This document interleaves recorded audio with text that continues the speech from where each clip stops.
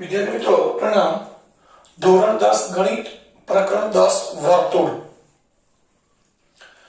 मित्रों वर्तुळ विषय આપણે 9મા ધોરણમાં ભણી ગયા છીએ, પરંતુ આ પ્રકરણની અંદર આપણે વર્તુળ માટે એક નવો ટોપિક જે વર્તુળનો સ્પર્શક છે એ સમજવાનું છે।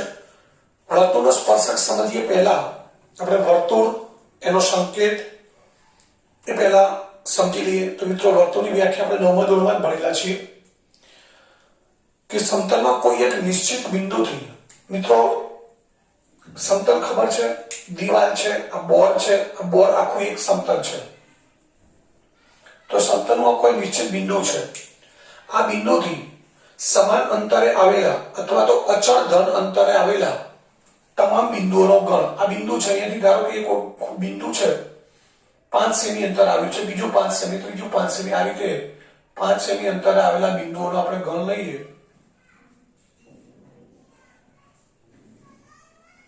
અહીં આપણે એવું સ્વીકારી લઈશું કે આ દરેક બિંદુ છે એ આ જે બિંદુ છે વચ્ચેનો બિંદુ છે, અહીંયા આ બિંદુ નામ આપી દઈએ છીએ આપણે O। O બિંદુથી આ બિંદુ 5 સેમી અંતરે છે, બીજું બિંદુ 5 સેમી અંતરે છે, ત્રીજું બિંદુ, આ બધા જ બિંદુઓ છે એ O બિંદુથી સમાન અંતરે છે, અચળ ધન અંતરે છે અથવા નિશ્ચિત અંતરે છે। તો આ તમામ બિંદુઓના ગણને શું કહેવાય? વર્તુળ।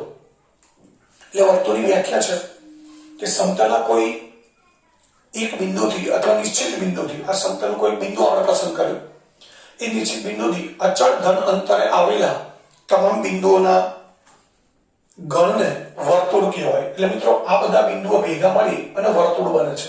એટલે આનો અર્થ એ થાય કે વર્તુળ પણ બિંદુઓનો ગણ છે। બીજી વસ્તુ, આ નિશ્ચિત બિંદુ છે એને આપણે વર્તુળનું કેન્દ્ર કહીએ છીએ। જે નિશ્ચિત બિંદુ આપણે સમતલનું પસંદ કર્યું હતું એને શું કહે છે મિત્રો? વર્તુળનું કેન્દ્ર।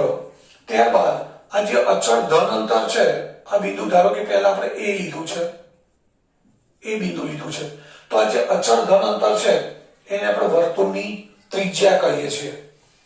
નિશ્ચિત બિંદુને વર્તુળનું કેન્દ્ર કહેવાય છે અને આ નિશ્ચિત બિંદુ જે અચળ ધન અંતરે તમામ બિંદુ આવેલા છે એ અચળ ધન અંતરને વર્તુળની ત્રિજ્યા કહેવાય છે, જેનો સંકેત છે r।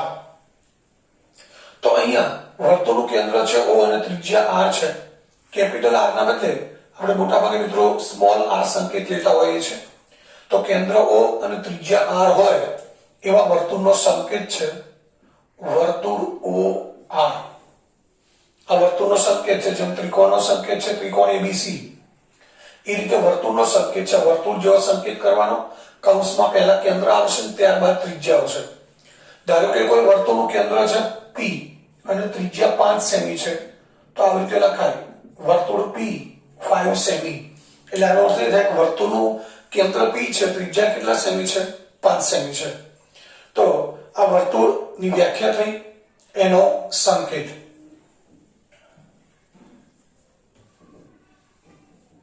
મિત્રો અહીંયા આપણે બિંદુઓ તૂટક તૂટક અલગ અલગ બતાવેલા છે। અહીંયા વર્તુળ દોરેલું છે, એમાં સળંગ છે। એનું કારણ એ છે કે આ બે બિંદુની વચ્ચે પણ બીજા બિંદુઓ છે જ। આ તો આપણે સમજવા માટે આ રીતે આકૃતિ દોરી છે, બાકી વર્તુળ આપણે આ રીતે દોરીએ છીએ। તો મિત્રો અહીંયા બધા બિંદુઓ જ ગોઠવાયેલા છે, પાસ પાસે આખી વર્તુળની ધાર છે એની પર શું ગોઠવાયેલા છે? બિંદુઓ। પાસ પાસે બિંદુઓ ગોઠવાય અને આખું વર્તુળ બને છે। તો આ વર્તુળની વ્યાખ્યા અને એનો સંકેત। હવે ત્યારબાદ ટેન્જન્ટ, જે આપણે ત્રિકોણમિતિમાં જોઈ ગયા હતા, એ લેટિન શબ્દ ટેન્જર ઉપરથી આવેલો છે અને ટેન્જરનો અર્થ થાય છે સ્પર્શવું। ટેન્જરનો અર્થ સ્પર્શવું થાય અને એ શબ્દ છે એ ડેનિશ ગણિતશાસ્ત્રી થોમસ ફ્રીનેક એને 1583માં દાખલ કર્યો હતો। મિત્રો સ્પર્શવું શબ્દ એટલા માટે ઉલ્લેખ કર્યો છે કે આપણે વર્તુળનો સ્પર્શક સમજવાનો છે, વર્તુળનો સ્પર્શક ભણવાનો છે। એટલા માટે અહીંયા સ્પર્શવું છે એ ટેન્જન્ટ લેટિન ભાષાનો શબ્દ છે, એ ટેન્જર પરથી આવેલો છે અને એનો અર્થ થાય છે સ્પર્શવું। અને એ શબ્દ છે એ ડેનિશ ગણિતશાસ્ત્રી થોમસ ફ્રીનેકે 1583માં દાખલ કર્યો હતો। એટલે આ શબ્દ છે એને સૌપ્રથમ આપ્યો હતો। મિત્રો આપણે આ પ્રકરણની અંદર અભ્યાસ કરવાનો છે વર્તુળના સ્પર્શકનો। વર્તુળ આપણે સમજી ગયા છીએ, આ અંતરને વર્તુળની ત્રિજ્યા કહેવાય, આ કેન્દ્ર છે। અને બીજી એક વસ્તુ કે વર્તુળનું જે કેન્દ્ર છે કે મિત્રો વર્તુળનો બિંદુ નથી, એટલે કે વર્તુળના કેન્દ્રનો સમાવેશ વર્તુળના બિંદુઓની અંદર થતો નથી. વર્તુળના બિંદુઓ તો આ જે છે એટલા જ વર્તુળના બિંદુઓ ગણાય. વર્તુળનું કેન્દ્ર છે એ વર્તુળનો બિંદુ નથી. તો મિત્રો હવે આપણે જઈએ આગળ વર્તુળનો સ્પર્શક.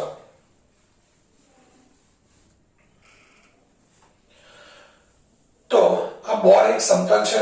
અહીં આપણે એક ચતુષ્કોણ આકારનું એક સમતલ લીધું છે, એની અંદર એક વર્તુળ દોર્યું છે. એટલે કે આ વર્તુળ છે એ આ સમતલનો બિંદુ છે. આ સમતલનું નામ આપી દઈએ છીએ આપણે આલ્ફા. હવે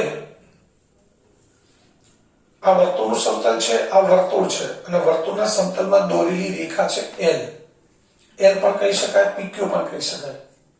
તો વર્તુળનો સ્પર્શક કોને કહીશું મિત્રો આપણે? વર્તુળના સમતલમાં દોરેલી કોઈ રેખા. આ રેખા એલ છે એ વર્તુળના સમતલમાં દોરેલી છે. આ વર્તુળનું સમતલ છે, એમાં રેખા એલ દોરેલી છે. અને રેખા જો વર્તુળને એક જ બિંદુમાં છેદે, આ રેખા એલ વર્તુળને કયા બિંદુમાં છેદે છે?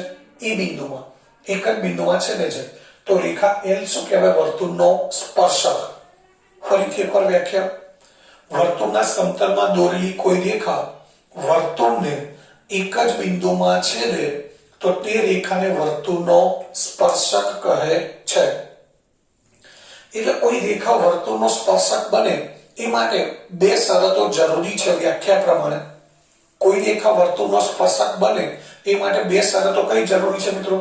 રેખા છે એ વર્તુળના સમતલમાં હોવી જોઈએ અને વર્તુળને એક જ બિંદુમાં છેદતી હોવી જોઈએ. આ બે શરતોનું જો પાલન થાય તો જ એ રેખા વર્તુળનો સ્પર્શક કહેવાય. મિત્રો આપણે એવી એક રેખા વિચારી શકીએ કે જે વર્તુળને એક બિંદુમાં છેદે છે પરંતુ વર્તુળના સમતલમાં નથી, તો એ રેખા વર્તુળનો સ્પર્શક કહેવાય નહીં. તો એવી રેખા કઈ હોઈ શકે? તો આ સમતલ છે આપણું, આ વર્તુળ દોરેલું છે, આ બિંદુ છે. અહીં આપણે આર પાર પસાર થતી રેખાની કલ્પના કરવાની છે. આવી રેખા આપણે દોરી શકીએ નહીં. અહીંયા એ બિંદુમાંથી પસાર થતી રેખા છે એ આર પાર આ રીતે પસાર થાય છે. તો આ રેખા છે વર્તુળની એક જ બિંદુમાં છેદે છે, પણ એ રેખા છે એ આ સમતલમાં છે, વર્તુળના સમતલમાં નથી. તો મિત્રો એ રેખા છે એ વર્તુળનો સ્પર્શક કહેવાય નહીં. તમે સમજી ગયા છો? આપણે થોડું 3 ડાયમેન્શનમાં વિચારવાનું છે કે અહીંયા એ બિંદુમાંથી આર પાર પસાર થતી રેખાની આપણે કલ્પના કરવાની છે મિત્રો. એ રેખા આપણે દોરી શકીએ નહીં, પણ કલ્પના કરીએ કે એ બિંદુમાંથી આર પાર પસાર થતી કોઈ રેખા હોય તો એ રેખા વર્તુળને એક જ બિંદુમાં છેદશે, એ બિંદુમાં. પરંતુ એ રેખા છે વર્તુળના સમતલમાં નથી, એ આ રીતે ઊભા સમતલમાં છે, એટલે વર્તુળના સમતલમાં નથી, તો એ રેખા વર્તુળનો સ્પર્શક કહેવાય નહીં. એટલે કે કોઈ પણ રેખા વર્તુળનો સ્પર્શક બને માટે બે શરતો જરૂરી છે. પહેલી શરત, એ રેખા વર્તુળના સમતલમાં હોવી જોઈએ, અને બીજી શરત, એ રેખા વર્તુળને એક જ બિંદુમાં છેદવી જોઈએ. મિત્રો અહીંયા કોઈ રેખા આપણે દોરી દઈએ, બીજી રેખા જે વર્તુળને બે ભિન્ન બિંદુમાં છેદે છે. કેટલા બિંદુમાં છેદે છે મિત્રો? બે બિંદુમાં. અહીં આપણે કોઈ રેખા દોરી દઈએ છીએ XY, જે વર્તુળને X અને Y માં છેદે છે. તો મિત્રો આ રેખા છે વર્તુળના સમતલમાં જ છે, પરંતુ એ વર્તુળને કેટલા બિંદુમાં છેદે છે? બે બિંદુમાં. તો એ વર્તુળનો સ્પર્શક કહેવાય નહીં. એટલે તમે જોઈ શકો છો કે વ્યાખ્યાના આધારે આપણે કહી શકીએ કે વર્તુળનો સ્પર્શક કોઈ રેખા ક્યારે બની શકે? એ રેખા બંને શરતનું પાલન કરતી હોવી જોઈએ. એમાં પહેલી શરત છે રેખા વર્તુળના સમતલમાં હોવી જોઈએ અને વર્તુળને એક જ બિંદુમાં છેદતી હોવી જોઈએ. અહીંયા જે રેખા દોરી છે XY, એ વર્તુળને બે બિંદુમાં છેદે છે. તો મિત્રો વર્તુળને બે બિંદુમાં જે રેખા છેદે એને વર્તુળની છેદિકા કહેવાય. તો રેખા XY છે એ વર્તુળની છેદિકા છે. પરંતુ મિત્રો આ પ્રકરણમાં આપણે છેદિકાનું કંઈ વધારે મહત્વ આપવાનું નથી, આપણે સ્પર્શકને જ વધારે મહત્વ આપવાનું છે. એટલે આપણે છેદિકામાં બહુ વધારે ચર્ચા નહીં કરીએ. તો હવે વર્તુળનો સ્પર્શક મિત્રો તમે સમજી ગયા છો. હવે આ વર્તુળ કે કોઈ પણ સમતલીય વક્ર, વક્ર એટલે મિત્રો પરવલય, આપણે જોઈ ભણી ગયા છે પ્રકરણ 2 માં. પરવલય, આવા ઘણા બધા વક્ર હોય તો એ બધાના જે સ્પર્શક છે આને પણ સ્પર્શક હોય, એને પણ એક બિંદુમાં છેદતી એના સમતલમાં આવેલી રેખા એને સ્પર્શક કહેવાય. તો વર્તુળ અથવા કોઈ પણ સમતલીય વક્ર આવો હોય તો એ વક્રના સ્પર્શકને વ્યાખ્યાયિત કરવાનો જે અભિગમ છે, એ વ્યાખ્યાયિત કરવાનો જે ખ્યાલ છે, એ સૌપ્રથમ રેને દેકાર્તે, ત્યારબાદ ન્યૂટન અને છેલ્લે લાઇબનીઝે આપ્યો હતો.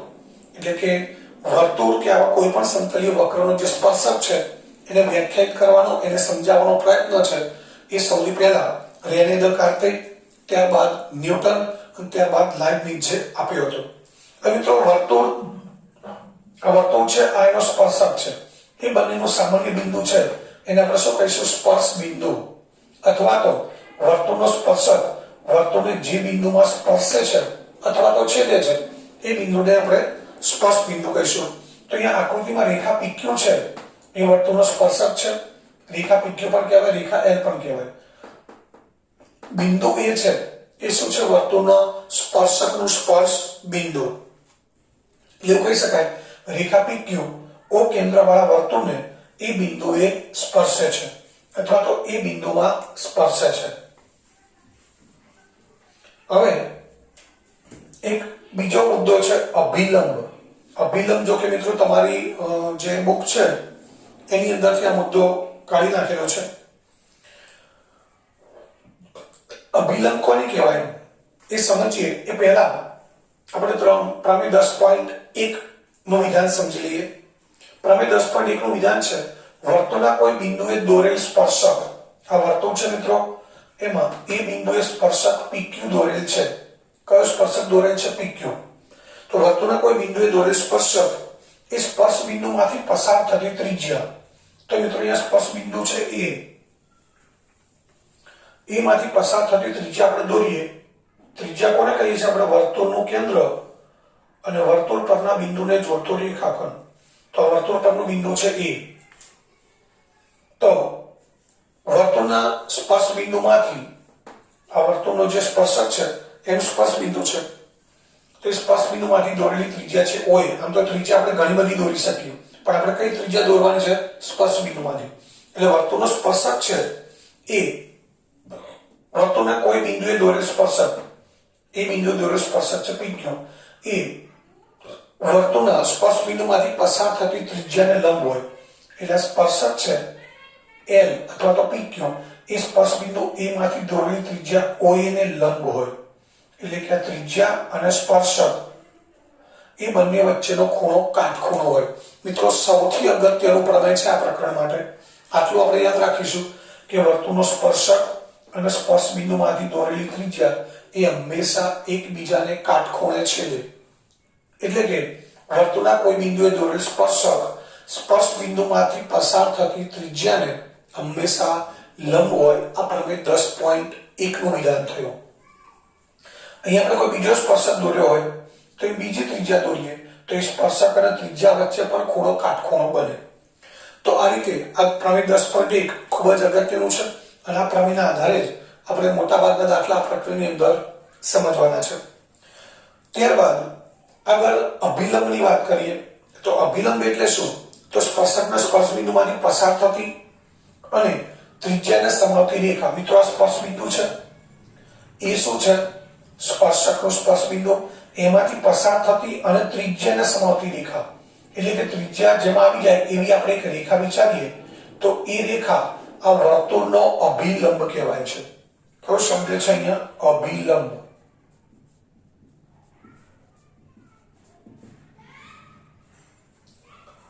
તો અહીંયા સ્પર્શકનું સ્પર્શ બિંદુ, એમાંથી પસાર થતી અને વર્તુળની ત્રિજ્યાને સમાવતી રેખા એને વર્તુળનો અભિલંબ કહેવાય. એટલે મિત્રો આ ત્રિજ્યાને સમાવતી આપણે કોઈ રેખા દોરી દઈએ તો સ્પર્શ બિંદુમાંથી તો પસાર થાય છે, સાથે સાથે ત્રિજ્યાને પણ સમાવે છે, તો એને આપણે વર્તુળનો અભિલંબ કહીશું.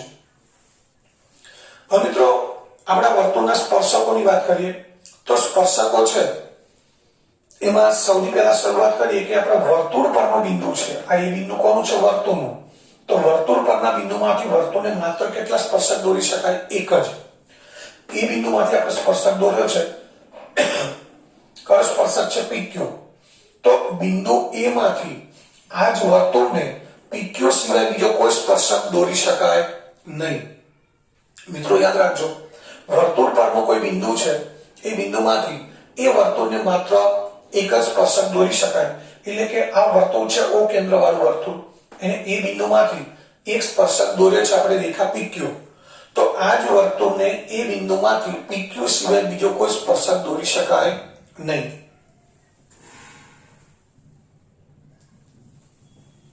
ધારો કે અહીંયા કોઈ બીજું બિંદુ લઈએ છીએ આપણે, B બિંદુ લઈએ, અહીંયા B બિંદુ લઈએ, B બિંદુમાંથી આપણે એક સ્પર્શક દોરી દઈએ તો B બિંદુમાંથી બીજો સ્પર્શક દોરી શકાય, કારણ કે બિંદુ બદલાઈ ગયું છે. B બિંદુમાંથી એક સ્પર્શક દોરી શકાય, પરંતુ B બિંદુમાંથી આ જે સ્પર્શક દોર્યો છે એનું નામ આપી દઈએ રેખા M. તો B બિંદુમાંથી રેખા M સિવાય બીજો કોઈ સ્પર્શક દોરી શકાય નહીં. એટલે અગત્યનો મુદ્દો છે બીજો કે વર્તુળ પરના દરેક બિંદુમાંથી, આ વર્તુળ બિંદુઓનું બનેલું છે, તો દરેક બિંદુમાંથી વર્તુળને માત્ર એક જ સ્પર્શક દોરી શકાય. ત્યારબાદ વર્તુળનું બહારનું બિંદુ હોય, આ વર્તુળ છે મિત્રો, અહીંયા કોઈ બહારનું બિંદુ છે P. તો આ બિંદુ P માંથી આપણે વર્તુળને સ્પર્શક દોરવા છે. તો મિત્રો આપણે 11મું પ્રકરણ રચનાઓ ભણી ગયા છીએ, એમાં આપણે બહારના બિંદુમાંથી વર્તુળને કેટલા સ્પર્શક દોરતા હતા? 2 સ્પર્શક. તો આ રીતે બહારના બિંદુમાંથી આપણે વર્તુળને માત્ર 2 સ્પર્શક દોરી શકીએ. વર્તુળના બહારના બિંદુમાંથી કેટલા સ્પર્શક દોરી શકાય? 2.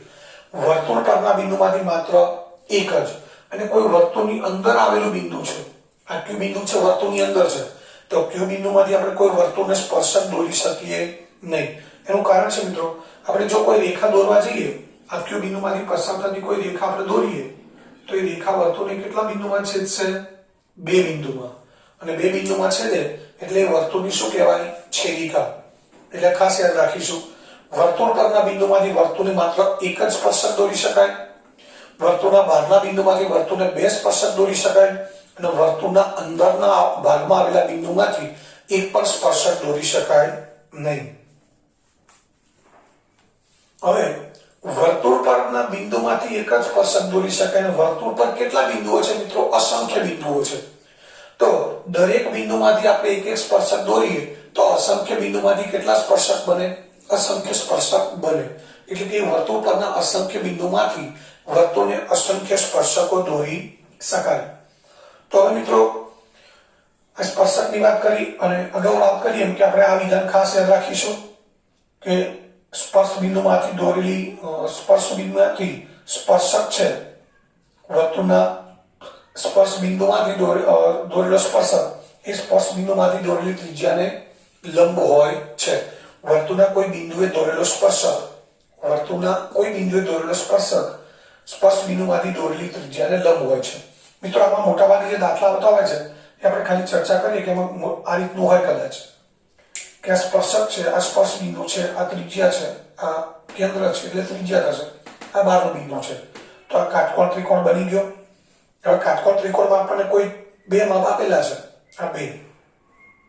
તો ત્રીજું માપ આપણે પાયથાગોરસના પ્રમેયની મદદથી શોધી શકીએ.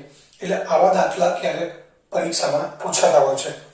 તો મિત્રો હવે આપણે જોઈએ છે સ્વાધ્યાય 10.1. તો સ્વાધ્યાય 10.1 છે, એનો પ્રશ્ન નંબર 1 છે, એ તમારી સામે છે કે વર્તુળને કેટલા સ્પર્શક હોય. મિત્રો અહીંયા આપણે વાત કરી કે કયા બિંદુમાંથી સ્પર્શક દોરવાના છે, એના આધારે આપણે કહી શકીએ કે બહારના બિંદુમાંથી 2 સ્પર્શક હોય, અંદરના બિંદુમાંથી એક પણ સ્પર્શક ના હોય, અને વર્તુળ પરના અસંખ્ય બિંદુમાંથી આપણે અસંખ્ય સ્પર્શક દોરી શકીએ.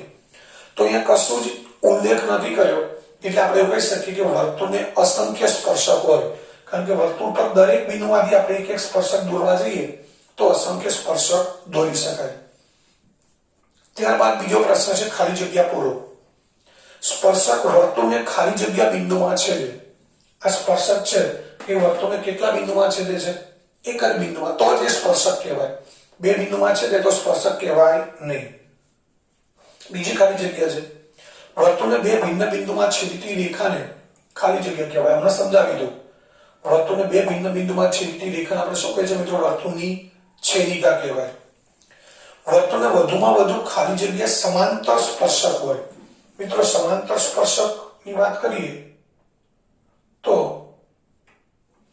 આ એક સ્પર્શક છે, આને સમાંતર હોય એવો અહીંયા ધારો કે આપણે બિંદુ બી લઈએ, તો બી માંથી એક આ બીજો આપણે સ્પર્શક દોરી દઈએ, તો સમાંતર સ્પર્શકો મિત્રો કેટલા થશે? બે જ. બે સમાંતર રેખાઓ ઘણી બધી દોરી શકાય, પણ અહીંયા કોઈ રેખા દોરીશું તો એ વર્તુળને બે બિંદુમાં છેદશે, એટલે વર્તુળનો સ્પર્શક ના કહેવાય, વર્તુળની છેદિકા બની જાય. તો અહીંયા વર્તુળના સામસામે આવેલા બે બિંદુઓ છે, એમાંથી આપણે કેટલા સ્પર્શક દોરી શકીએ? બે. એટલે વર્તુળને વધુમાં વધુ બે સમાંતર સ્પર્શક હોય.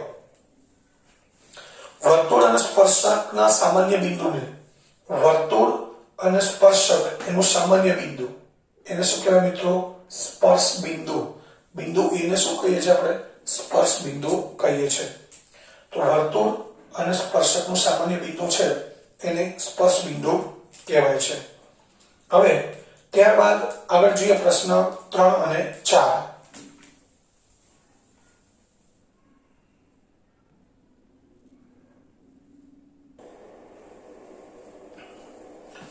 મિત્રો ત્યારબાદ પ્રશ્ન નંબર 3 છે, 3 સેમી ત્રિજ્યાવાળા વર્તુળના કોઈ બિંદુ P આગળ દોરેલ સ્પર્શક, 5 સેમી, આ 5 સેમી ત્રિજ્યાવાળું વર્તુળ છે, એના કોઈ બિંદુ P આગળ દોરેલો સ્પર્શક, એટલે P આગળ એટલે કે P માંથી પસાર થતો સ્પર્શક PQ કેન્દ્ર O માંથી પસાર થતી રેખાને Q આગળ છેદે છે.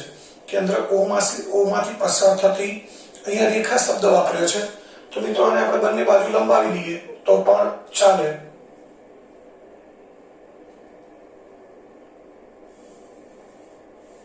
અને આ રીતે રેખા બનાવી દઈએ તો પણ ચાલે, રેખાખંડ રાખીએ તો પણ ચાલે. એટલે ધ્યાનથી સમજો, 5 સેમી ત્રિજ્યાવાળા વર્તુળના કોઈ બિંદુ P આગળ દોરેલો સ્પર્શક PQ કેન્દ્રમાંથી દોરેલી જે રેખા છે અથવા તો કેન્દ્રમાંથી પસાર થતી રેખાને, આ P માંથી દોરેલો સ્પર્શક છે, આ કેન્દ્રમાંથી પસાર થતી રેખા છે, એને Q બિંદુએ છેદે છે. OQ બરાબર 12 સેમી, OQ બરાબર 12 સેમી, તો PQ ની લંબાઈ શોધો.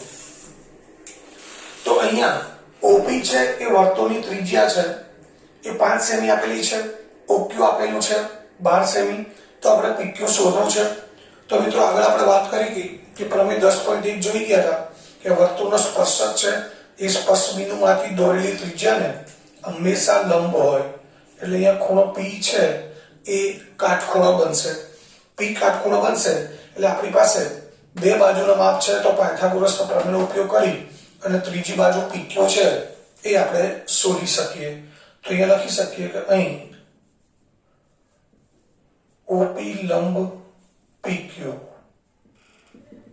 માટે ખૂણો OPQ બરાબર 90, માટે ત્રિકોણ OPQ માં પાયથાગોરસના પ્રમેય મુજબ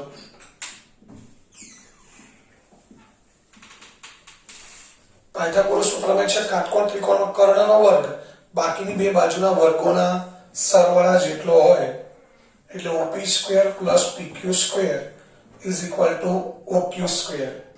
મિત્રો OP કેટલું છે? 5, PQ આપણે શોધવું છે, OQ છે 12, તો PQ² બરાબર શું થશે?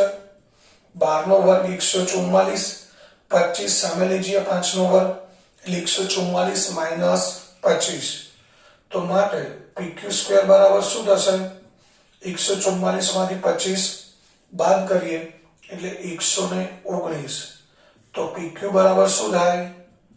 119 નું વર્ગમૂળ ન નીકળે એટલે PQ બરાબર આપણે લખી શકીએ વર્ગમૂળ 119 સેમી.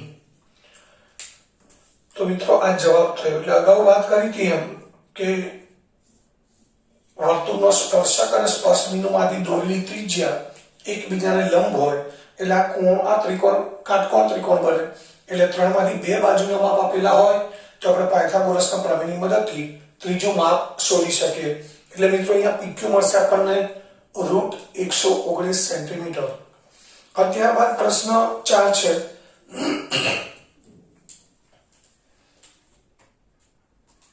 તો મિત્રો એમાં ટેક્સ્ટબુકની અંદર રકમ થોડી એવી ઓકવર્ડ છે કે જરા સમજવી અઘરી પડે. એને ખરેખર સરળતાથી લખી આ રીતે લખી શકાય કે એક વર્તુળ દોરો. વર્તુળના સમતલમાં આવેલી કોઈ રેખાને, એટલે કે આપણે વર્તુળ દોર્યું છે એના સમતલમાં આવેલી કોઈ રેખા છે, આ રેખાને સમાંતર હોય તેવી બે રેખા દોરવાની છે. આ રેખા L છે એને સમાંતર હોય એવી બે રેખા દોરવાની, જેમાંની એક રેખા છે એ વર્તુળનો સ્પર્શક હોય અને બીજી રેખા વર્તુળની છેદિકા હોય. તો મિત્રો હવે આપણી પાસે વર્તુળ છે, તો આ રેખાને સમાંતર હોય એવી બે રેખા દોરવાની છે, જેમાંની એક રેખા વર્તુળનો સ્પર્શક હોય. અને સ્પર્શક કોને કહેવાય આપણે જાણીએ છીએ કે જે વર્તુળને એક જ બિંદુમાં છેદતી હોય એવી રેખાને આપણે વર્તુળનો સ્પર્શક કહીએ છીએ.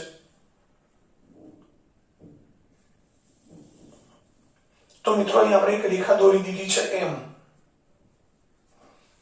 જે રેખા L ને સમાંતર છે અને વર્તુળને એક જ બિંદુ A માં સ્પર્શે છે અથવા છેદે છે, એટલે એ કહેવાય વર્તુળની છેદિકા. બીજી રેખા જે L ને સમાંતર હોય એવી જ દોરવાની છે, પરંતુ એ વર્તુળની છેદિકા હોવી જોઈએ. અને છેદિકાનો મતલબ વર્તુળને કેટલા બિંદુમાં છેદે મિત્રો? બે ભિન્ન બિંદુમાં. તો આપણે ત્રીજી રેખા દોરી દઈએ છીએ. આ રેખા દોરી આપણે N, જે વર્તુળને બે ભિન્ન બિંદુ P અને Q માં છેદે છે. મિત્રો આ સ્પર્શક નીચે દોરે છે, ઉપર પણ દોરી શકાય.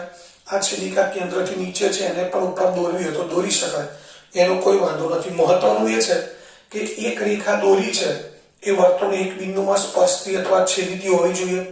બીજી રેખા છે વર્તુળને બે બિંદુમાં છેદતી હોવી જોઈએ અને આ બંને રેખાઓ છે એ રેખા L ને સમાંતર હોવી જોઈએ. તો મિત્રો આ રીતે આ પ્રશ્ન 4 છે એની અંદર વર્તુળ દોરવાનું છે. વર્તુળના સમતલમાં આવેલી એક રેખા દોરી આપણે, એ રેખાને સમાંતર હોય એવી બે રેખાઓ દોરી, જેમાંની એક વર્તુળનો સ્પર્શક છે રેખા M, વર્તુળને એ બિંદુએ સ્પર્શે છે. બીજી રેખા દોરી N, જે વર્તુળની છેદિકા છે, જે વર્તુળને બે ભિન્ન બિંદુ P અને Q માં છેદે છે. તો મિત્રો અહીંયા આ પ્રશ્ન 4 પૂરો થયો અને સ્વાધ્યાય 10.1 પણ અહીંયા પૂરું થયું.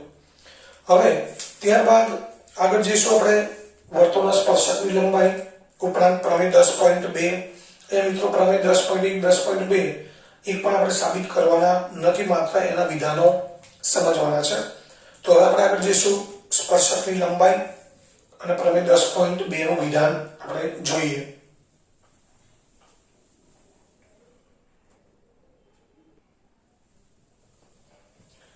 મિત્રો ત્યારબાદ આગળ સ્પર્શકની લંબાઈ. મિત્રો આમ જોવા જઈએ તો આપણે સ્પર્શક કોને કહીએ છીએ કે વર્તુળના સમતલમાં આવેલી કોઈ રેખા વર્તુળને એક જ બિંદુમાં છેદે તે વર્તુળનો સ્પર્શક કહેવાય. તો અહીંયા રેખા છે, એ રેખા વર્તુળના સમતલમાં આવેલી છે, એક બિંદુમાં છેદે છે, એટલે વર્તુળનો સ્પર્શક છે. હવે સ્પર્શકની લંબાઈ એટલે રેખાની લંબાઈ. આપણે અગાઉ ભણી ગયા છે કે મિત્રો રેખા અને કિરણને કોઈ લંબાઈ ના હોય, રેખા અનંત સુધી વિસ્તરેલી છે, એટલે રેખાને કોઈ લંબાઈ ના હોય તો મિત્રો સ્પર્શકની લંબાઈ પણ ન હોય. પરંતુ અહીંયા સ્પર્શકની લંબાઈ એટલે આખી રેખાની લંબાઈ નથી. સ્પર્શકની લંબાઈ કોને કહેવાય એ આપણે સમજીએ વ્યાખ્યા. તો એની વ્યાખ્યા છે કે વર્તુળના બહારના બિંદુ P, મિત્રો બહારનો બિંદુ છે, વર્તુળનું બહારનું બિંદુ P અને P માંથી દોરેલા સ્પર્શકનું વર્તુળ સાથેનું છેદ બિંદુ, વર્તુળની બહારનું બિંદુ P અને P માંથી દોરેલા સ્પર્શકનું વર્તુળ સાથેનું છેદ બિંદુ, એ બંનેને જોડતો જે રેખાખંડ છે, એટલે કયો રેખાખંડ છે મિત્રો? TP અથવા PT. આ રેખાખંડની લંબાઈને સ્પર્શકની લંબાઈ કહેવાય. એટલે કે વર્તુળનું બહારનું બિંદુ અને સ્પર્શ બિંદુ, વર્તુળનું બહારનું બિંદુ અને બહારના બિંદુમાંથી દોરેલા સ્પર્શકનું સ્પર્શ બિંદુ, એ બંને વચ્ચેનું જે અંતર છે એને સ્પર્શકની લંબાઈ કહેવાય. તો PT ની લંબાઈ, સોરી રેખાખંડ આવશે, રેખાખંડ PT ની લંબાઈને બિંદુ P માંથી વર્તુળને દોરેલા સ્પર્શકની લંબાઈ કહે છે. એટલે આપણે ટૂંકમાં આટલું યાદ રાખીશું મિત્રો કે સ્પર્શકની લંબાઈ એટલે શું? તો વર્તુળની બહારના બિંદુમાંથી સ્પર્શકનું જે વર્તુળ સાથેનું છેદ બિંદુ કે સ્પર્શ બિંદુ હોય, એ બંને વચ્ચેનું જે અંતર છે અથવા તો બંનેને જોડતો જે રેખાખંડ છે એની લંબાઈ, એને સ્પર્શકની લંબાઈ કહેવાય. અહીંયા આકૃતિમાં તમે જોઈ શકો છો કે વર્તુળની બહારના બિંદુમાંથી બે સ્પર્શક દોરેલા છે. એક વર્તુળને Q બિંદુએ સ્પર્શે છે, બીજો R બિંદુએ સ્પર્શે છે. તો આમ તો સ્પર્શક એટલે મિત્રો આપણે રેખા દોરીએ છીએ, પરંતુ અહીંયા આપણે બહારનું બિંદુ અને સ્પર્શ બિંદુ એ બંનેને જોડતા રેખાખંડ જ દોર્યા છે. તો બહારના બિંદુમાંથી અહીંયા બે સ્પર્શક દોર્યા છે. તો મિત્રો આ PQ ની લંબાઈ એ પણ વર્તુળની સ્પર્શકની લંબાઈ કહેવાય. PR ની જે લંબાઈ છે એ પણ સ્પર્શકની લંબાઈ જ કહેવાય. તો અહીંયા જે સ્પર્શકની લંબાઈ છે મિત્રો, કયા સ્પર્શકની વાત છે? વર્તુળની બહારના બિંદુમાંથી વર્તુળનો દોરેલા સ્પર્શકો. આ બહારનું બિંદુ છે P, એમાંથી આપણે બે સ્પર્શક દોર્યા છે, એ લંબાઈની વાત છે. વર્તુળ પરનું જ બિંદુ છે, વર્તુળ પરનું બિંદુ P છે, આ T છે. અહીં આપણે કોઈ બિંદુ P નામ નથી આપ્યું, તો આ સ્પર્શકની લંબાઈ આપણે શોધી શકીએ નહીં, અથવા તો એ લંબાઈ આપણને મળે નહીં. એટલે કે જ્યારે વર્તુળના બહારના બિંદુમાંથી આપણે સ્પર્શક દોરીએ છીએ, ત્યારે બહારનું બિંદુ અને વર્તુળનું સ્પર્શક સાથેનું સ્પર્શ બિંદુ, છેદ બિંદુ, એ બંને વચ્ચેનું અંતર એને સ્પર્શકની લંબાઈ કહેવાય. ત્યારબાદ પ્રમેય 10.2 એ પણ અગત્યનું છે મિત્રો. સાબિતી આપણે નથી ભણવાની, પરંતુ આ વિધાન યાદ રાખવાનું છે. સાબિતી પણ એકદમ સરળ છે. એ સાબિતી હું તમને ટૂંકમાં સમજાવી દઈશ. આપણે લખવાની તૈયાર કરવાની નથી, પરંતુ સમજાવી દઈશ. તો 10.2 પ્રમેયનું વિધાન છે કે વર્તુળની બહારના બિંદુમાંથી દોરેલા સ્પર્શકોની લંબાઈ હંમેશા સમાન હોય. તો અહીંયા બહારનું બિંદુ P છે, એમાંથી દોરેલા બે સ્પર્શકો છે PQ અને PR. તો મિત્રો આ બંનેની લંબાઈ કેવી હોય? સમાન હોય. એટલે આપણે લખી શકીએ વર્તુળની બહારના બિંદુ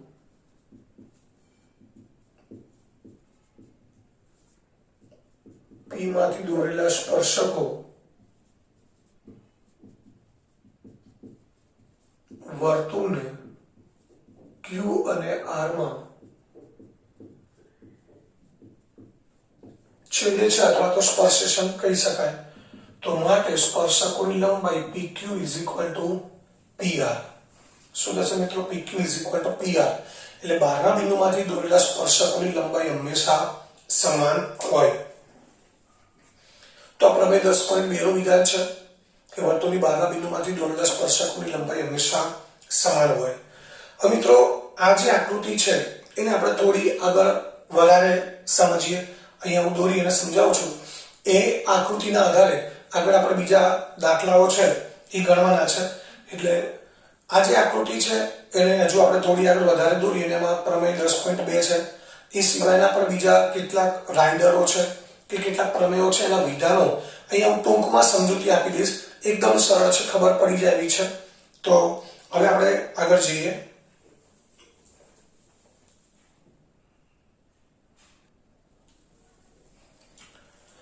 મિત્રો હવે આગળ જઈએ આપણે જે હમણાં વાત કરી પ્રમેય 10.2 વર્તુળના બહારના બિંદુમાંથી દોરેલા સ્પર્શકોની લંબાઈ સમાન હોય, એ આપણે સમજવું છે કે કેવી રીતે સમાન હોય.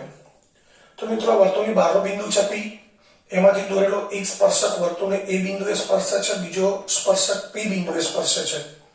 તો આપણે સાબિત શું કરવું છે મિત્રો? PA બરાબર PB જે સ્પર્શકોની લંબાઈ છે, આવું આપણે સાબિત કરવું છે.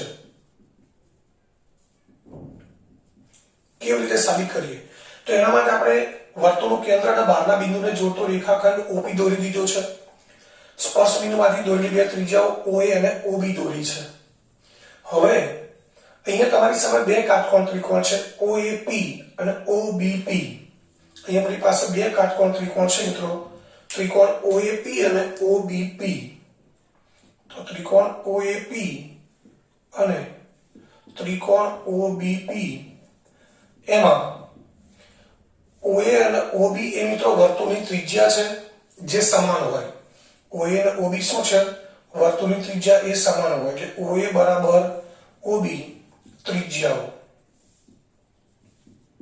મિત્રો આ બંને ત્રિકોણ એકરૂપ છે એવું સાબિત કરવું છે અને બંને કાટકોણ ત્રિકોણ છે. તો મિત્રો આપણે નવમા ધોરણમાં ભણી ગયા હતા કે બે કાટકોણ ત્રિકોણ એકરૂપ થાય એ માટેની શરત છે કાકબા શરત. તો આ બે ત્રિજ્યાઓ સમાન છે, આ બે કાટખૂણા OAP કાટખૂણો છે, અને એ પણ હવે આપણે જોઈ ગયા કે આ સ્પર્શક છે, આ સ્પર્શ બિંદુ છે, આ સ્પર્શ બિંદુમાંથી દોરેલી ત્રિજ્યા. તો આ સ્પર્શક છે એ સ્પર્શ બિંદુમાંથી દોરેલી ત્રિજ્યાને લંબ હોય. અહીંયા પણ P એ સ્પર્શક છે, એ સ્પર્શ બિંદુ છે, O એ સ્પર્શ બિંદુમાંથી દોરેલી ત્રિજ્યા છે. તો આ સ્પર્શક પર સ્પર્શ બિંદુમાંથી દોરેલી ત્રિજ્યા મિત્રો કેવો હોય? લંબ હોય. એટલે આ પણ કાટખૂણો બનશે. આ આકૃતિ બરાબર ધ્યાનથી મગજમાં ક્લિયર કરવાની છે, બરાબર શાંતિથી આને સમજવાની છે. તો મિત્રો આગળના બધા જ પ્રશ્નો આપણને એકદમ સરળતાથી આવડી જશે. દાખલા પણ એકદમ ઇઝીલી આપણે ગણી શકીશું. તો હવે PA બરાબર PB આપણે સાબિત કરવું છે. એના માટે આ બે ત્રિકોણ કાકબા શરતના આધારે એકરૂપ બતાવવા છે. તેમાં OA અને OB એ બંને વર્તુળની ત્રિજ્યાઓ છે સમાન હોય. ત્યારબાદ OAP બરાબર OBP, OAP બરાબર OBP અહીં લખીશું કાટખૂણા. ત્યારબાદ OP બંનેમાં કોમન બાજુ છે. OP બરાબર OP સામાન્ય બાજુ જે કર્ણ છે. OAP માં એ કાટખૂણો છે તો એની સામેની બાજુ OP કર્ણ છે. ત્રિકોણ OBP માં B કાટખૂણો છે એટલે એની સામેની બાજુ OP છે મિત્રો કર્ણ છે. તો બંનેમાં એક જ બાજુ છે, કોમન છે એટલે સામાન્ય બાજુ છે. તો બંનેમાં OP કોમન છે એટલે OP બરાબર OP. તો હવે આ બે કાટખૂણા સમાન થયા, કર્ણ સમાન છે અને કાટખૂણો બનાવતી બાજુની એક જોડ પણ સમાન છે. તો મિત્રો આપણે કહી શકીએ કે કાકબા પ્રમેય પરથી અથવા કાકબા પ્રમેયના આધારે ત્રિકોણ OAP એકરૂપ ત્રિકોણ OBP. ત્રિકોણ OAP અને OBP આ બંને ત્રિકોણ એકરૂપ છે. મિત્રો આ બે ત્રિકોણ એકરૂપ છે એના આધારે આપણે ઘણું બધું સમજવાનું છે આ એક જ પ્રમેય પરથી. હવે આપણે અહીંયા શું સાબિત કરવું છે? PA બરાબર PB. તો મિત્રો આ બંને ત્રિકોણ એકરૂપ સાબિત કરવા માટે આપણે બાજુની બે જોડ લીધી છે, ખૂણાની એક જોડ લીધી છે.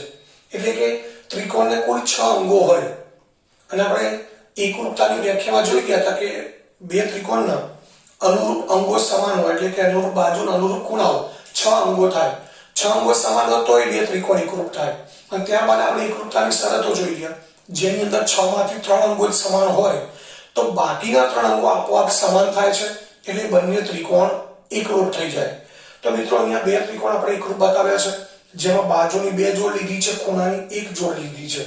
તો હજુ બીજી 3 જોડ બાકી રહી, એક બાજુની જોડ અને બે ખૂણાની જોડ. એ ત્રણે જોડ પણ મિત્રો કેવી હશે? સમાન જ હશે. તો આપણે બાજુની બે જોડ લીધી છે, બાજુની એક જોડ બાકી છે, લઈ લઈએ. કઈ બાકી છે? તો અહીંયા તમે જોઈ શકો છો PA અને PB આ બે ત્રિકોણ એકરૂપ છે. OAP OBP એટલે આના આધારે જ આપણે કઈ બાજુ સમાન છે, કયા ખૂણા છે સમાન છે આપણે લખી શકીએ. તો PA અને PB તો આપણે લખી શકીએ માટે PA = PB. હવે શેના આધારે લખી શકાય? CPCT આપણે નવમાં ભણી ગયા છે, કોરસ્પોન્ડન્સ પાર્ટ્સ ઓફ કોંગ્રુએન્ટ ટ્રાયેંગલ્સ. એકરૂપ ત્રિકોણના અનુરૂપ અંગો સમાન હોય. તો આ રીતે આપણે સાબિત થઈ ગયું. આટલામાં જ આપણે થોડી આગળ બધી વિગત લખવી પડે કે એવું કેન્દ્રવાળા વર્તુળની બહારના ભાગમાં બિંદુ P છે, P માંથી વર્તુળને દોરેલા સ્પર્શકો A અને B માં સ્પર્શે છે એ બધું લખવું પડે. ઉપરાંત OA લંબ PA એટલે OAP કાટખૂણો, OB લંબ PB, OBP કાટખૂણો એ બધું લખવું પડે. એ આપણે લખવાનું નથી, આપણે ખાલી એ સમજવું છે કે બે ત્રિકોણ આ બે ત્રિકોણ કાકબા શરતના આધારે એકરૂપ થાય. કયા બે ત્રિકોણ મિત્રો? વર્તુળની બહારના બિંદુમાંથી દોરેલા બે સ્પર્શ બિંદુઓ, વર્તુળનું કેન્દ્ર અને બહારનું બિંદુ એમને જોડતા બે ત્રિકોણ બને એ બંને ત્રિકોણ એકરૂપ હોય કાકબા શરતના આધારે. તો આ રીતે PA બરાબર PB છે એવું આપણે સાબિત કરી શકીએ. મિત્રો હજુ આપણે વાત કરીએ કે બાજુની 3 જોડ છે એ સમાન થઈ ગઈ, 1 2 અને 3. ખૂણાની એક જ જોડ થઈ છે ને કઈ? કાટખૂણા. કાટખૂણા સમાન થયા છે તો આ ખૂણાની જોડ બાકી છે. તો મિત્રો અહીંથી તમે જોઈ શકો છો OAP અને OBP તો કાટખૂણા છે. આપણે શરૂ કરીએ OPA. કયો ખૂણો લઈએ? OPA. તો OPA અહીંયા ક્રમ તમે જોજો, પહેલું છેલ્લું બીજું OPA. તો અહીંયા શું થાય? OPB. તો આપણે એવું લખી શકીએ તેમજ ખૂણો OPA બરાબર ખૂણો OPB. ઓપીએ અને ઓપીબી આ બંને ખૂણા પર મિત્રો સમાન જ થાય, આ પણ બરાબર યાદ રાખવાનું છે. ઓપીએ અને ઓપીબી સમાન થયા. મિત્રો ઓપીએ અને ઓપીબી સમાન થયા એનો અર્થ એ થાય કે કિરણ પીઓ એ ખૂણા એપીબી ના બે સરખા ભાગ કરે છે એમ કહી શકાય. સમજો ધ્યાનથી મિત્રો, બે ખૂણા સમાન છે એટલે કિરણ પીઓ ખૂણા એપીબી ના બે સરખા ભાગ કરે છે, એટલે કે કિરણ પીઓ એ ખૂણા એપીબી નો દ્વિભાજક છે. ખૂણા એપીબી નો દ્વિભાજક છે. આ પણ એક રાઇડર આવે છે, તો એ પણ અહીં આપણે સમજી લીધી એક જ સાબિતી પરથી. આ બે ત્રિકોણ આપણે એકરૂપ સાબિત કરે એના આધારે મેં તમને કહ્યું ઘણું બધું આપણે સમજવાનું છે. તો એક આ વસ્તુ આપણે સમજી છે કે કિરણ પીઓ છે એ ખૂણા એપીબી નો દ્વિભાજક છે. ત્યારબાદ જે આપણે ખૂણો ઓએપી એઓપી ધ્યાનથી સમજો, એઓપી બીજું પહેલો ત્રીજો અને એઓપી અને બીઓપી એ પણ સમાન થશે તથા એઓપી ખૂણો એઓપી બરાબર ખૂણો બીઓપી. તો એઓપી કયો ખૂણો કહેવાય? એઓપી આ ઓ આગળ બને છે, આ બીઓપી આ બંને ખૂણા પણ મિત્રો સમાન છે. તો આ બંને ખૂણા સમાન છે એનો મતલબ આ કિરણ કઈ લઈશું આપણે? ઓપી. કયા ખૂણાનો દ્વિભાજક છે? એઓબી નો. તો માટે આપણે લખી શકીએ કિરણ ઓપી એ ખૂણા એઓબી નો દ્વિભાજક છે.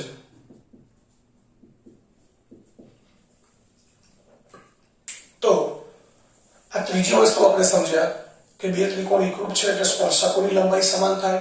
ત્યારબાદ આ કિરણ પીઓ છે એપીબી નો દ્વિભાજક છે, કિરણ ઓપી છે એ ખૂણા એઓબી નો દ્વિભાજક છે, એટલે કે આ બંને ખૂણા સમાન થશે, આ બંને ખૂણા પણ સમાન જ હોય હંમેશા.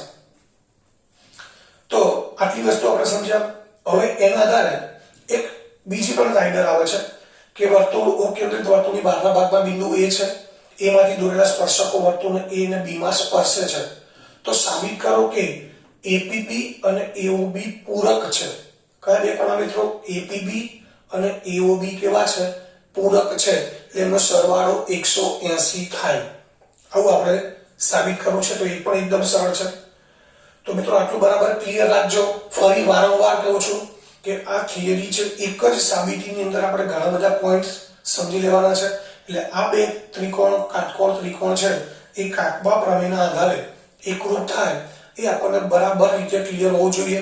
આપણે જાતે લખવાનું થાય તો પણ આપણે ફટાફટ લખી શકીએ કે આ બે ત્રિજ્યાઓ સમાન છે, બે કાટકોણા સમાન છે અને આ વચ્ચેનો રેખાખંડ ઓપી છે, બંનેમાં કોમન છે, એટલે કાકબા પ્રમેયના આધારે બંને ત્રિકોણ એકરૂપ થઈ જાય. હવે આપણે સાબિત કરવું છે એપીબી પ્લસ એઓબી બરાબર 180. ખૂણો એઓબી પ્લસ એપીબી બરાબર 180. એઓબી અને એપીબી 180 છે એવું મિત્રો આપણે સાબિત કરવું છે. તો એ પણ આપણે જોઈ લઈએ.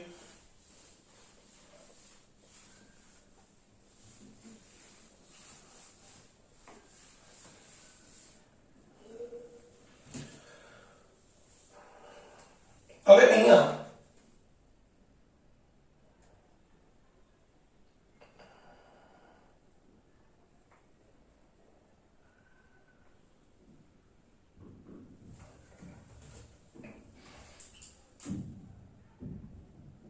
આ વર્તુળની બહારનું બિંદુ છે, આ બે સ્પર્શ બિંદુઓ છે, વર્તુળનું કેન્દ્ર છે. તો મિત્રો આને પણ આપણે જરૂર નથી તો હમણાં કાઢી નાખીએ એટલે સમજવામાં બહુ તકલીફ ન પડે. તો હવે આ એક ચતુષ્કોણ બની ગયું. તમે જોઈ શકો છો વર્તુળની બહારનું બિંદુ, બે સ્પર્શ બિંદુ અને વર્તુળનું કેન્દ્ર, આ ચાર બિંદુઓ જોડવાથી એક ચતુષ્કોણ બની ગયું. હવે ચતુષ્કોણ ચારેય ખૂણાનો સરવાળો કેટલો થાય મિત્રો? 360. 180 આપણે 360 આપણે લખી શકીએ. હવે એમાં ખૂણો એ છે એ સ્પર્શક અને સ્પર્શ બિંદુમાંથી દોરેલી ત્રિજ્યાનો ખૂણો છે, એ 90 હોય. ખૂણો બી પણ સ્પર્શક અને સ્પર્શ બિંદુમાંથી દોરેલી ત્રિજ્યા વચ્ચેનો ખૂણો છે, એ પણ 90 હોય. તો O પ્લસ એ 90 છે, બી પણ 90 છે, પ્લસ ખૂણો P બરાબર 360. તો મિત્રો 90 પ્લસ 90 180 થાય. સામે લઈ જઈએ 360 માઇનસ 180. ખૂણો ઓ છે એને એઓબી લખી શકાય અને પી છે એને એપીબી લખી દઈએ આપણે. તો એઓબી પ્લસ એપીબી બરાબર 360 માંથી 180 બાદ કરો એટલે 180 આપણને મળે. અને મિત્રો આપણે 11મું પ્રકરણ રચનાઓ છે એની અંદર મેં તમને આ વસ્તુ સમજાવેલી છે. એનું કારણ કે આપણે એક રચના હતી કે 5 સેમી ત્રિજ્યા વાળું વર્તુળ દોરો અને એને બહારના બિંદુમાંથી એવા બે સ્પર્શક દોરો જેથી સ્પર્શકો વચ્ચેનો ખૂણો 60 બને. એ વખતે તમને સમજાવેલું છે કે સ્પર્શકોનું છેદબિંદુ વચ્ચેનો ખૂણો અને સ્પર્શ બિંદુમાંથી દોરેલી બે ત્રિજ્યાઓ છે એ બંને વચ્ચેનો ખૂણો, બે સ્પર્શકો છે એમના છેદબિંદુ વચ્ચેનો ખૂણો એટલે કે છેદબિંદુ આગળ બનતો ખૂણો અને સ્પર્શ બિંદુમાંથી દોરેલી બે ત્રિજ્યા વચ્ચેનો ખૂણો એ બંને હંમેશા પૂરક કોણ હોય એટલે આ બંનેનો સરવાળો 180 જ થાય. એમાં આ ખૂણો આપણને 60 નો પૂછ્યો હોય મિત્રો તો આપણે આ ખૂણો 60 નો જોઈએ છે એના માટે આ ખૂણો આપણે કેટલાનો બનાવવો પડે 120. આવું આપણે રચનામાં સમજાવેલું છે. આ 75 બનાવવો છે તો 105 બનાવવો પડે, આ 90 બનાવવો છે તો અહીંયા 90 નો ખૂણો બનાવવો પડે. એટલે આટલું પણ યાદ રાખીશું કે વર્તુળની બહારનું બિંદુ અને એટલે કે વર્તુળની બહારનું બિંદુ કે જેમાંથી દોરેલા સ્પર્શકો છે એ વર્તુળને બે બિંદુમાં છેદે છે અથવા તો બે સ્પર્શક વર્તુળના બે સ્પર્શકોનું છેદબિંદુ અને સ્પર્શ બિંદુમાંથી દોરેલી ત્રિજ્યા વચ્ચેનો ખૂણો એ બંને ખૂણા હંમેશા પૂરક કોણ હોય એટલે એનો સરવાળો 180 થાય. તો મિત્રો આટલી અગત્યની બાબતો આપણે બરાબર ધ્યાનથી યાદ રાખવાની છે. હવે ત્યારબાદ આગળ જે સમકેન્દ્રી વર્તુળો. સમકેન્દ્રી વર્તુળો કોને કહેવાય મિત્રો? નામ જ છે સમકેન્દ્રી એટલે કે સમ એટલે સરખું, કેન્દ્ર એટલે કેન્દ્ર. બંનેનું કેન્દ્ર એક છે પરંતુ ત્રિજ્યાઓ એક નથી. એટલે જે વર્તુળોનું કેન્દ્ર એક હોય, એક જ કેન્દ્ર હોય પરંતુ ત્રિજ્યાઓ ભિન્ન હોય, r1 ઓછી ત્રિજ્યા છે, r2 મોટી ત્રિજ્યા છે, તો એવા વર્તુળને આપણે સમકેન્દ્રી વર્તુળો કહીએ છીએ. એક જ કેન્દ્ર હોય પરંતુ ત્રિજ્યા ભિન્ન હોય એવા વર્તુળોને આપણે શું કહીએ છીએ મિત્રો? સમકેન્દ્રી વર્તુળો. અને આ વર્તુળો બંને એક જ સમતલમાં આવેલા છે એ પણ ખાસ યાદ રાખવાનું છે. કારણ કે એક વર્તુળ છે મિત્રો આ રીતે ઊભું હોય, બીજું વર્તુળ આ રીતે આડા સમતલમાં હોય, બંનેનું કેન્દ્ર એક છે, ત્રિજ્યાઓ અસમાન છે પરંતુ એ સમકેન્દ્રી વર્તુળો કહેવાય નહીં. બંને વર્તુળો ઊભા સમતલમાં હોય તો બંને ઊભા સમતલમાં હોવા જોઈએ, બંને આડા સમક્ષિતિજ સમતલમાં હોય તો બંને સમક્ષિતિજ સમતલમાં હોવા જોઈએ. એટલે બંને વર્તુળો એક સમતલમાં હોવા જરૂરી છે. એટલે એની વ્યાખ્યા છે એક જ સમતલમાં આવેલા સમાન કેન્દ્ર પરંતુ ભિન્ન ત્રિજ્યાઓ ધરાવતા વર્તુળોને સમકેન્દ્રી વર્તુળો કહેવાય. એક જ સમતલમાં આવેલા એક જ કેન્દ્ર પરંતુ ભિન્ન ત્રિજ્યાઓ ધરાવતા વર્તુળોને સમકેન્દ્રી વર્તુળો કહેવાય છે. મિત્રો આના માટે પણ આપણે એક વસ્તુ, એક સૂત્ર યાદ રાખવાનું છે. તો અહીં આપણે આજે નાની ત્રિજ્યા વાળા વર્તુળ છે એનો એક સ્પર્શક દોરીએ છે. નાની ત્રિજ્યા વાળો સ્પર્શક છે, નાની ત્રિજ્યા વાળું વર્તુળ એનો સ્પર્શક જે મોટી ત્રિજ્યા વાળા વર્તુળને બે બિંદુઓ A અને B માં છેદે છે. તો હવે આપણે જોઈ શકીએ છીએ કે નાના વર્તુળમાં સ્પર્શક છે, આ સ્પર્શ બિંદુમાંથી દોરેલી ત્રિજ્યા છે. તો એ બંને વચ્ચે ખૂણો કેટલાનો હશે મિત્રો? 90. અહીં આપણે છેદ બિંદુ લઈએ છીએ M, સ્પર્શ બિંદુ કયું લઈએ છીએ? M. તો મિત્રો આપણને બંને સમકેન્દ્રી વર્તુળોની ત્રિજ્યા આપેલી છે. એના આધારે મોટા વર્તુળની આ જીવા, ધ્યાનથી સમજો, મોટા વર્તુળ માટે રેખાખંડ એવી શું છે? જીવા છે. નાના વર્તુળ માટે શું છે? સ્પર્શક છે. તો મોટા વર્તુળની જે જીવા છે એની લંબાઈ આપણે શોધવાની છે. એટલે બે સમકેન્દ્રી વર્તુળો છે, એમાં મોટા વર્તુળની જીવા છે એ નાના વર્તુળને સ્પર્શે છે. તો એ જીવાની લંબાઈ આપણે શોધવી છે. તો કેવી રીતે શોધાય એના માટેનું સૂત્ર છે મિત્રો. અહીંયા OMB કાટકોણ ત્રિકોણ છે, એમાં આપણે પાયથાગોરસનો પ્રમેયનો ઉપયોગ કરી અને MB શોધી શકીએ. તો પહેલા MB શોધી કાઢીએ. ત્રિકોણ OMB માં ખૂણો OMB બરાબર 90 માટે પાયથાગોરસના પ્રમેય મુજબ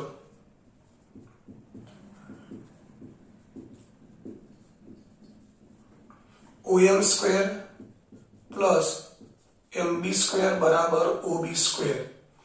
OM કેટલું છે મિત્રો? R2 પ્લસ MB સ્ક્વેર બરાબર R1 સ્ક્વેર. તો mb સ્ક્વેર બરાબર શું થશે મિત્રો r1 square minus r2 square r2 square સામે જશે આપણે તો mb શોધવું છે તો mb બરાબર શું થાય વર્ગમૂળમાં r1 square minus r2 square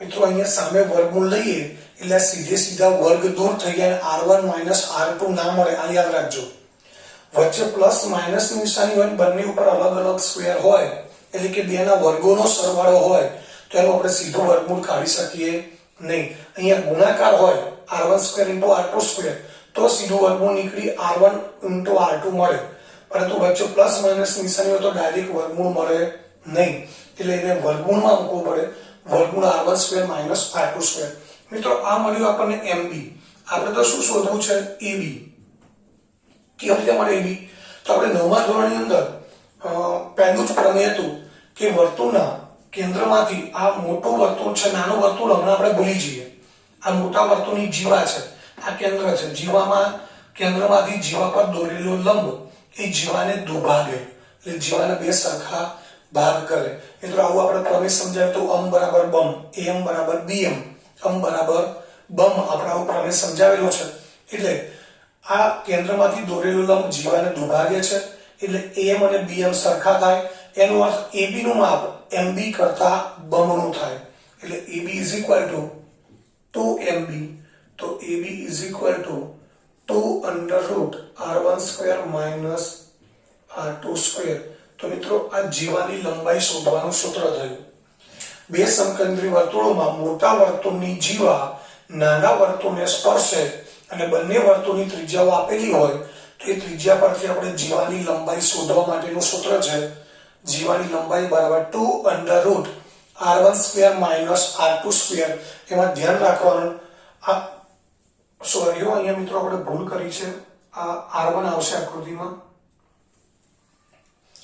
OB છે આપણે મોટી ત્રિજ્યા r1 લેવાની છે એટલે ખાસ ધ્યાન રાખવાનું બે સમકેન્દ્રી વર્તુળોમાંથી જે મોટી ત્રિજ્યા છે એને આપણે r1 તરીકે લેવાની છે કદાચ જો આપણને પ્રશ્નની અંદર કે દાખલામાં નાની ત્રિજ્યા r1 ને મોટી ત્રિજ્યા r2 આપેલી હોય તો આપણે અહીંયા સૂત્ર બદલાઈ જશે r2 square minus r1 square થશે આ ખાસ યાદ રાખવાનું છે એટલે જીવાની લંબાઈ શોધવાનું સૂત્ર છે 2 √r1 square minus r2 square જ્યાં r1 ગ્રેટર ધેન r2 એટલે કે r1 મોટી ત્રિજ્યા છે r2 કરતા તો મિત્રો આ પણ એક સૂત્ર યાદ રાખવાનું છે જેમાં આપણે સ્પર્શકની લંબાઈ શોધવાની હોય છે હવે ત્યારબાદ એક સૂત્ર છે એ સૂત્ર સમજી લઈએ જો કે લગભગ એ આપણા સિલેબસમાંથી ટેક્સ્ટ બુકમાંથી કેન્સલ કરેલું છે પરંતુ તેમ છતાં આપણે સમજી લઈએ છીએ કદાચ એકદમ સરળ છે કદાચ ક્યાંક પ્રશ્ન પૂછાઈ જાય તો આપણને કોઈ વાંધો ન આવે અહીંયા વર્તુળ છે એ ચતુષ્કોણની ચારે બાજુઓને સ્પર્શે છે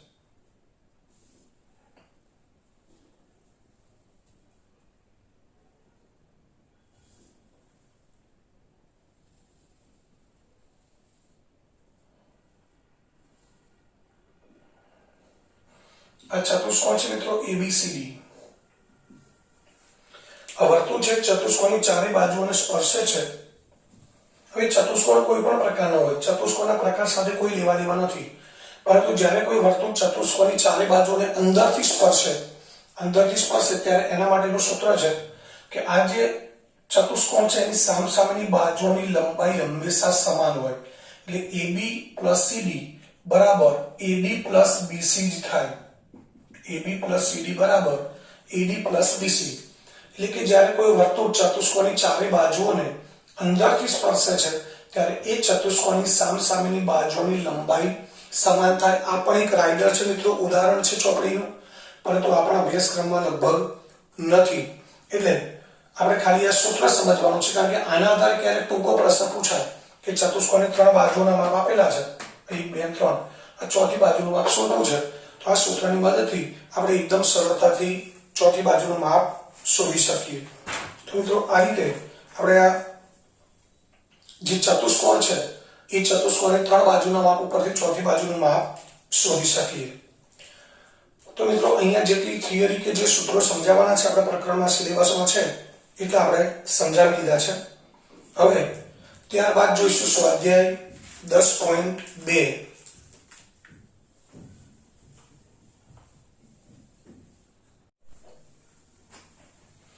વિદ્યાર્થી મિત્રો હવે આગળ જોઈએ આપણે સ્વાધ્યાય 10.2. એનો પહેલો પ્રશ્ન છે. એમાં પ્રશ્ન 1 થી 3 માં સાચો વિકલ્પ પસંદ કરો અને તે માટે કારણ આપો. એમાં પહેલો પ્રશ્ન છે બિંદુ Q માંથી દોરેલા સ્પર્શકની લંબાઈ 24 સેમી છે.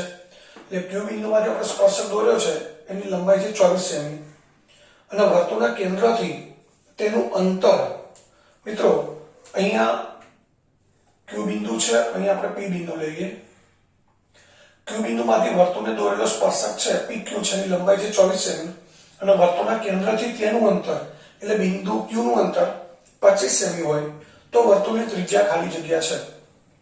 એટલે Q બહારનું બિંદુ છે, ત્યાંથી સ્પર્શકની લંબાઈ એટલે કે સ્પર્શ બિંદુ વચ્ચેનું અંતર 24 સેમી છે અને આ બિંદુનું વર્તુળના કેન્દ્રથી અંતર છે 25 સેમી.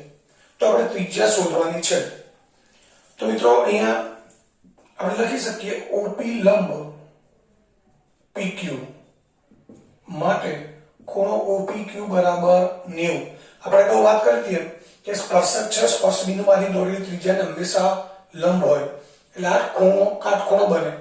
આ કાટકોણ ત્રિકોણ બની ગયો. એમાંથી આપણે બે બાજુના માપ છે અને મિત્રો પાયથાગોરિયન ત્રિપુટી તમને યાદ હોય તો 24 અને 25 છે તો આ માપ 7 હોય એટલે 7 24 25 ની ત્રિપુટી છે.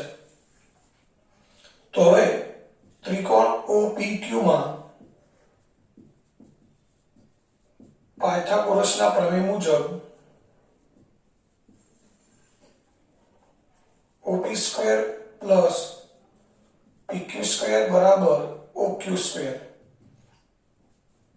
OP સ્ક્વેર PQ છે મિત્રો 24 એટલે પ્લસ 24 નો સ્ક્વેર બરાબર 25 સ્ક્વેર. તો OP સ્ક્વેર બરાબર શું થાય? 25 નો સ્ક્વેર 625, 24 નો સ્ક્વેર 576 આપણે બાદ કરીએ તો OP સ્ક્વેર બરાબર 49. તો માટે OP બરાબર 7 સેમી આવે. એટલે એનો અર્થ એ થાય કે વર્તુળની ત્રિજ્યા 7 સેમી છે. માટે લખી શકાય વર્તુળની ત્રિજ્યા 7 સેમી છે. એટલે આ રીતે આપણે પાયથાગોરસના પ્રમેયનો ઉપયોગ કરીને ત્રિજ્યા શોધી શકીએ. હવે ત્યારબાદ પ્રશ્ન 2 છે આકૃતિ 10.11 માં TP અને TQ એ O કેન્દ્રવાળા વર્તુળના સ્પર્શકો છે. TP અને TQ O કેન્દ્રવાળા વર્તુળના સ્પર્શકો છે. એમાં POQ ખૂણાનું માપ છે 110 તો PTQ ખાલી જગ્યા છે PTQ શોધવો છે. તો મિત્રો આગળ આપણે સમજાવ્યું કે વર્તુળની બહારના બિંદુઓમાંથી દોરેલા જે સ્પર્શકો છે એ સ્પર્શકોનું છેદબિંદુ એટલે બહારનું બિંદુ, એની આગળ બનતો ખૂણો અને બે સ્પર્શ બિંદુમાંથી દોરેલી ત્રિજ્યા વચ્ચેનો ખૂણો પૂરક કોણ હોય એટલે બેનો સરવાળો 180 થાય. પરંતુ મિત્રો એમાંથી આ એક માપ 110 છે તો PTQ કેટલો થશે? 70. આપણે ડાયરેક્ટ ના લખવું હોય તો એવી રીતે આપણે લખી શકીએ કે આ બંને કાટખૂણા છે 90 90 એ 90 લઈએ, બંને 90 90 180 અને આ 110 એટલે આ ત્રણનો સરવાળો મળશે આપણને 290 અને 360 માંથી 290 બાદ કરીએ એટલે આ ચોથા ખૂણાનું માપ મળશે આપણને 70.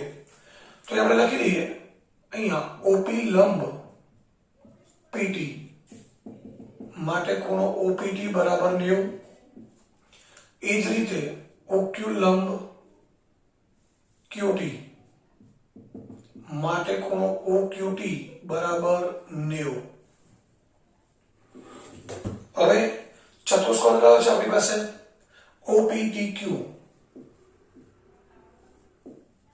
OPTQ માં ખૂણો OPT પ્લસ ખૂણો OQT પ્લસ ખૂણો POQ પ્લસ ખૂણો PTQ બરાબર 360. OPT આપણી પાસે 90 છે, OQT પણ 90 છે, POQ 110 છે અને પ્લસ ખૂણો PTQ બરાબર 360. આ ત્રણનો સરવાળો થાય 290. એ 290 સામે લઈ જઈએ તો PTQ બરાબર 360 માઇનસ 290. તો માટે ખૂણો PTQ બરાબર 70. તો આ રીતે અહીંયા ચતુષ્કોણ બને છે એટલે ચતુષ્કોણના ચારે ખૂણાનો સરવાળો 360 થાય. એ ગુણધર્મનો ઉપયોગ કરી અને આપણે ખૂણો PTQ શોધી શકીએ. હવે ત્યારબાદ પ્રશ્ન 3 છે કે જો O કેન્દ્રવાળા વર્તુળને P બિંદુમાંથી દોરેલા સ્પર્શકો PA અને PB છે. O કેન્દ્રવાળું વર્તુળ છે, એને P માંથી દોરેલા સ્પર્શકો PA અને PB છે, અને એ PA અને PB વચ્ચે રચાતો ખૂણો 80 છે. PA અને PB વચ્ચેનો ખૂણો એટલે APB. આ મિત્રો આખો ખૂણો 80 છે. તો POA ખાલી જગ્યા POA એટલે આ ખૂણો POA આપણે શોધવો છે. તો મિત્રો એના માટે આપણે ખબર હોવી જોઈએ કે આ APB છે એ 80 છે. તો આપણે હમણાં આગળ સમજાવ્યું કે PO છે APB નો દ્વિભાજક છે. એટલે કે કિરણ PO છે APB ના બે સરખા ભાગ કરશે એટલે APO 40 થશે. આ સ્પર્શ બિંદુમાંથી દોરેલી ત્રિજ્યા છે એ અને સ્પર્શક વચ્ચેનો ખૂણો 90 થશે એટલે 40 અને 90 સરવાળો 130 એટલે ત્રીજો ખૂણો મળશે આપણને. ત્રિકોણના ત્રણેય ખૂણાનો સરવાળો 180 થાય. એમાંથી આ બેનો સરવાળો 130 છે તો ખૂણો POA આપણને 50 મળે. તો મિત્રો આપણે લખી શકીએ કે કિરણ PO એ ખૂણા APB નો દ્વિભાજક છે. માટે ખૂણો APO બરાબર 1/2 ખૂણો APB એટલે ખૂણો APO બરાબર 1/2 ગુણ્યા 80 બરાબર 40. અહીં આપણે છેદો કરી દઈએ એટલે APO મળ્યો 40. હવે OA લંબ AP, OA લંબ AP માટે ખૂણો OAP બરાબર 90. હવે ખૂણો OAP પ્લસ ખૂણો APO પ્લસ ખૂણો POA બરાબર 180. આ ત્રણેય ખૂણાના માપનો સરવાળો OAP, AOP અને APO ત્રણેયનો સરવાળો 180 છે. OAP છે 90, APO 40 પ્લસ ખૂણો POA બરાબર 180. તો માટે ખૂણો POA બરાબર 180 માઇનસ 130 એટલે જવાબ મળશે 50. તો અહીંયા પણ આપણે ત્રિકોણના ત્રણેય ખૂણાનો સરવાળો 180 થાય એ ગુણધર્મનો ઉપયોગ કર્યો. ઉપરાંત પ્રમેય 10.1 નો ઉપયોગ કર્યો કે વર્તુળનો સ્પર્શક સ્પર્શ બિંદુમાંથી દોરેલી ત્રિજ્યાને લંબ હોય એનો ઉપયોગ કરી અને આ ખૂણાનું માપ આપણે શોધી શકીએ છીએ. હવે મિત્રો ત્યારબાદ પ્રશ્ન 4 અને 5 છે એ નથી કરવાના. હવે પ્રશ્ન જોઈએ 6 અને 7.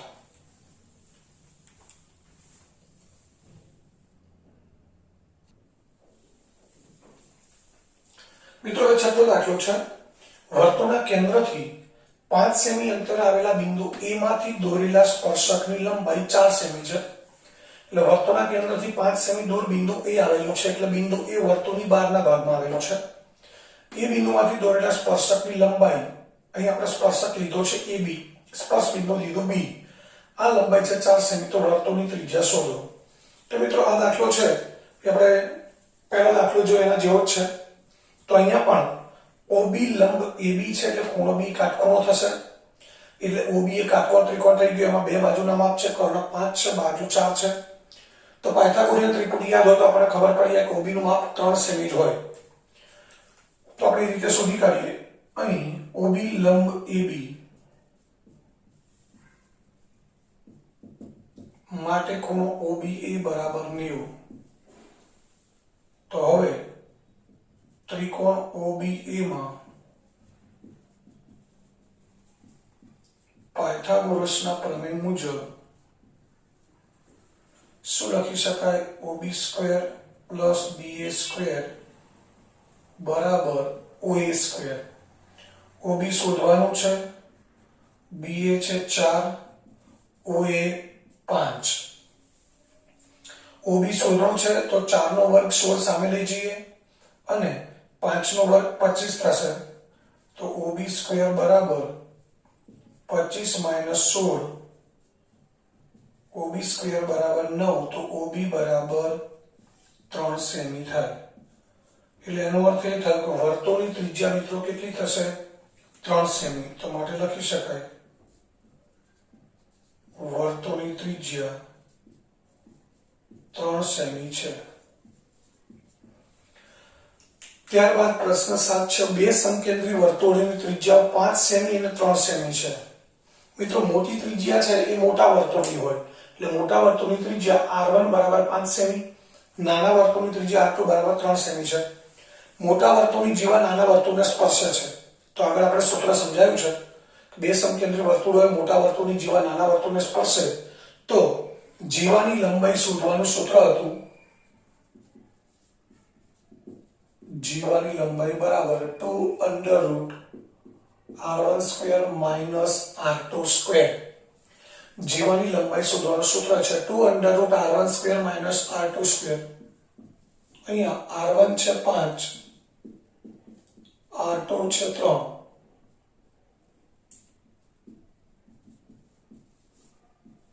પચીસ માઇનસ 9 16 નું વર્ગમૂળ થશે 4 એટલે 2 ગુણ્યા 4 8 સેમી થાય. તો બે સમકેન્દ્રી વર્તુળો છે એમાં મોટા વર્તુળની જીવા નાના વર્તુળને સ્પર્શે છે તો એ જીવાની લંબાઈ થશે 8 સેમી. મિત્રો ક્યાંક ઓબ્જેક્ટિવમાં પૂછે ને આપણે કોઈ જ ગણતરી નથી કરવી, ડાયરેક્ટ જવાબ લખવો છે તો પણ એના માટે શોર્ટકટ રીત છે. આ પાયથાગોરિયન ત્રિપુટી જ હોય છે. આ 5 અને 3 છે તો ત્રિપુટીમાં ચોથું માપ કયું આવે, ત્રીજું માપ કયું આવશે? 4. 4 ના બમણા કરી દેવાના એટલે આપણને જીવાની લંબાઈ મળી જાય. અહીંયા જે બે માપ આપેલા છે એ પાયથાગોરિયન ત્રિપુટીના હોય તો એ પાયથાગોરિયન ત્રિપુટીમાંથી બે માપ હોય તો ત્રીજું માપ શોધી કાઢવાનું, એને ડબલ કરવાના. તો 5 અને 3 છે તો ત્રીજું માપ કયું હોય? 4. એ 4 ને ડબલ કરો એટલે શું જવાબ આવે? 8. તો જીવાની લંબાઈ કેટલી થાય મિત્રો? 8 સેમી થાય. તો અહીંયા આ સ્વાધ્યાય 10.2 એનો પ્રશ્ન 7 પૂરો થયો.